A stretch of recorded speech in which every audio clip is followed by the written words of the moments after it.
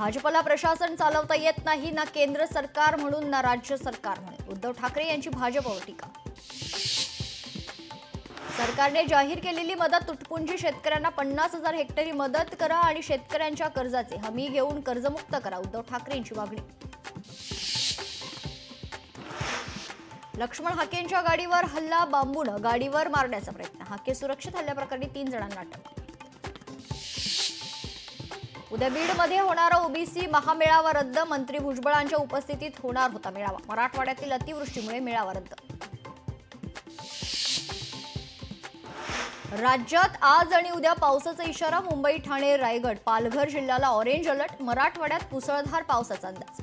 कोकणासह मध्य महाराष्ट्रातही मुसळधार पावसाची शक्यता.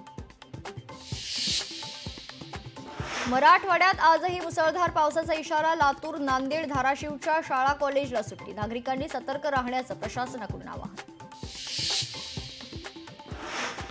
मुंबईसह ठाण्यात सकाळपासून मुसळधार पावसाला सुरुवात. सखोल भागात पाणी साचायला सुरुवात. ठाण्याचा वंदना डेपो परिसर जलमय.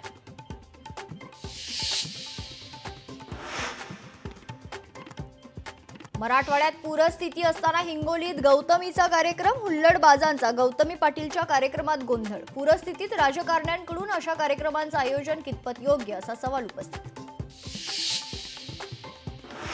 राष्ट्रीय स्वयंसेवक संघाला आज 100 वर्ष पूर्ण. नागपुरात आज आरएसएसचं ऐतिहासिक पथसंचलन. आतापर्यंतचं सगळ्यात मोठं पथसंचलन होणार.